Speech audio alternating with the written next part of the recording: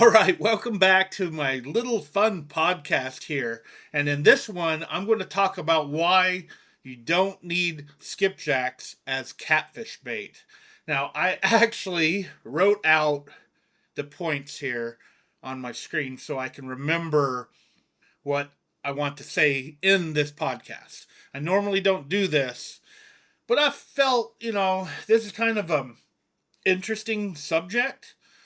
This year, almost all of my trophy catfish that I've caught with clients have been on white bass. I mean, who needs skipjacks? I mean, it's hilarious. I had one client in April. They wanted to catch flathead catfish, and I was like, okay, I can try that. They wanted also a full day trip. So I was like, okay, I'll take you to some of my normal areas, and then in the evening, I'll take you to my creek where I sometimes catch big flatheads. And I was not able to catch any skipjacks. I was able to catch like 3 or 4 white bass, and then I had to buy a bunch of skipjacks. The first thing that I put out was white bass, and boom, 46 pounder, boom, 30 pounder, boom, 30 pounder. It was multiple trophy size flatheads were pulled using the white bass right early in the morning. Just bam, bam, bam. Then in the evening, when we went to my flathead creek, we caught a channel catfish. They were ecstatic. They were happy. They got their certificates. It was a good time. But it also goes to show you don't need skipjacks all the time for trophy fish. I recently caught what was possibly a trophy blue from the bank with bluegill. And I just took a bluegill, I cut the bluegill in half, I threw it out there. I had a white bass, I cut the white bass in half, I threw it out there, and a nice sized blue cat smashed the rod. Now, I do understand why skipjacks are so popular. I wrote here, it is a more generic bait. It's like the bait that if I need to catch catfish, this is what I'm going to use. It's not really, I don't consider it a trophy bait. Most of the 100-pound class fish I have seen caught, like Joe with Chat Cats Fishing, if I remember right, I think he was using bluegill to catch his 100-pound class fish. 96 pounds, 80 pounds. I think he caught that same fish twice, and then my buddy Ty caught it when it was like 80 pounds. So it was caught by Ty at 80 pounds, and then Joe caught it at like lower 90s, and then he caught it again a year later, upper 90s. And I do believe all of this was on bluegill. Please correct me if I'm wrong. I'm sure some of you have seen the video. Leave a comment below. I'm not going to pull up the video to find out if I'm right or not. But if my memory serves me correct, bluegill caught 100-pound class fish. Most of the fish that I see that are caught on skipjacks, they're anywhere from 1 pound to like 60. It's kind of a generic bait that is, you can even take small pieces and catch eater size channel catfish with a piece like that small. And, that's what it is. It's a jack of all trades bait. It's desired because it can be frozen. The skipjacks freeze really well. If you freeze like a gizzard shad and then you thaw it, it becomes just a pile of mush. Skipjack retains its rigid nature when frozen and then unthawed. And I tell you what, I have froze it, unthawed, froze it, unthawed, froze it, unthawed, to the point that it was black with freezer burn and still caught blue catfish.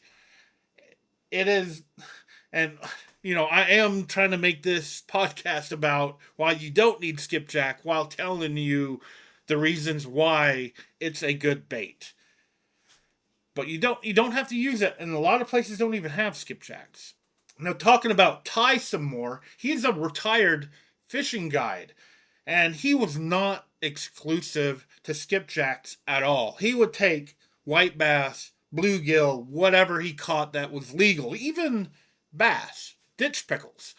He would take them and freeze them and use them as bait for his guided fishing trips. I mean, the last big fish that he caught when he was guiding was two 100-pound class fish on the same day with the same clients.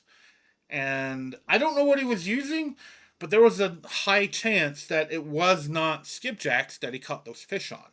I probably could ask him, and who knows? I might. I'll ask him, and if he tells me what bait he used, I'll leave a comment of my own below with a pin. A lot of my podcasts end up talking about Paylakes, but they are also part of the problem with skipjacks because they are taking too many of them. And there was one group in Tennessee that was caught twice. They were caught once, fined, then they got caught again and were fined. So if they got caught twice, how many are not getting caught? And like anything, skipjacks are a finite resource. And that's why I'm saying, as the states create new laws, like I think it's Alabama now has a 20 skipjack max law. That's only going to make you a better catfisherman, in my opinion, right? Because now that you can only have 20 skipjacks, well, you're going to have to get bluegill, you're going to have to get white bass, you're going to have to get chicken liver, whatever. You're going to have to try other baits to win. I've seen tournaments where they will have, the maximum amount of skipjack they're allowed in that state in a cooler. 300 skipjack, 200 skipjack, and these guys will cut them in half and throw them out. Leave it out for 10 minutes, 15, 20 minutes, 30 minutes, then pull them in, refresh, and then refresh, and then refresh. Because they're going for the biggest catfish possible so they can win the tournaments. That's how it is. When there's 20 skipjacks, well, you're going to have to get other bait as well. I think it's a good idea. It's also can be a bad idea because I know some local bait shops that might even close if Tennessee reverted to a 20 skipjack maximum like Alabama has. So it is a double-edged sword. If you can't get skipjack, try other baits. Hey, I'll do a shameless plug here. Blue River Carp catfish bait. If you go to their website, you can get 10% off using the coupon code Billy10. This bait worked for me, and it's taken the invasive carp out of the waterways and packaging it up as catfish bait. It's a genius idea. It has worked for me before. I know there are some of you that complain about that it doesn't work for you. Catfish, like any other fish, will change their appetite over time, which means, you don't always have to use skipjacks. Try Blue River carp bait. Try Team Catfish fiber nuggets. Who knows? You might be able to win a tournament with that. That might be a good idea. Maybe I'll have to do a video of that. I'll go to take my 8/0 hooks, I'll load them up with Team Catfish fiber nuggets and go to some of my big catfish spots and see if I can pull a big catfish off of fiber nuggets. That would be hilarious if I'm able to. I'm not confident that it would. I'm more confident in the Blue River carp bait pulling something out of one of my spots than like fiber nuggets, but it is a different bait that's not skipjacks. Now, bluegill, they do freeze well. White bass, it freezes well. However, with white bass, you have to thaw it because when you freeze a white bass, it turns into solid ice. I have broke knives trying to cut through frozen white bass. That is one of the downsides of it, but it's still good. It doesn't go to mush like a gizzard shad, but you do have to kind of thaw it a little bit before it's usable. Even getting the hook in there is almost impossible if you just want to hook the whole white bass and throw it out there. One thing about with white bass and skipjacks, they do travel around. They do migrate from place to place, which makes it hard to catch them from time to time. Bluegill are kind of an exception. They are easier to catch, except for like wintertime when they do migrate to deeper water. So like spring, summer, fall, you can catch bluegill all year long. And even the small ones will catch big fish. I had my buddy lose a big, it had to have been a flathead. I had no bait. I had a couple of like, I don't know, chicken livers out. They weren't getting hit by anything. And then we caught like a bluegill, like that big, tiny bluegill, and I put it on my big 8/0 hook, threw it out there, and I'm like, we're probably not going to catch anything, but it's worth a try. And something enormous smashed it, and my buddy was the closest one to the rod, and he reeled it in, and then it was like drag, drag, drag, drag, drag, went right back out, came in, went back out, came in, went back out, and on like the third or fourth run, it popped the hook, and that was it. We have no idea what the fish was.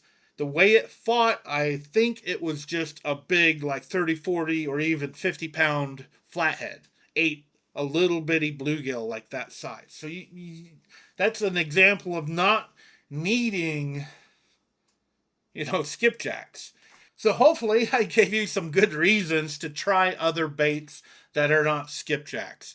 We are going to probably see more laws related to skipjacks in the future, because even here in Tennessee, there are people that are taking too many skipjacks out and leaving our state with them. It's mostly the trophy Paylakes, because these guys think, like everybody, like all of us know, skipjacks are the best bait. Well, in a Paylake, when they're trophy Paylake, when they're putting in those chemicals to make the fish bite, you could use a tennis ball to catch a catfish. So there's no reason for them to even have these skipjacks other than to make more money. And that's all trophy Paylakes are about. They're about robbing from our public waterways, big fish, robbing, and our skipjacks, our bait, and, selling tournaments. If we just put 100-pound fish in our pond, come pay $15 to $50 to try to catch that fish that we just chemically made, go crazy or whatever. When they don't all do that, but quite a few do. Because these fish, when you put it in there, you put a 100-pounder in there, it's not going to eat for weeks. It's not going to do anything. And people are going to be like, nobody caught that fish in the past 4 weeks. Where did it go? Well, they put chemicals in there. All of a sudden, someone catches that fish. So they have a need to do that. And yes, I'm talking about Paylakes again. I need to probably come up with some different things for my podcast. But now, as always, I want to thank you for taking your time out of your day to actually watch or listen to this video. I really appreciate it. Now, hopefully, I can go and take some non-skipjack out and catch some big fish myself to prove my point a little bit better. Thanks again for watching and listening. I hope to see you next time.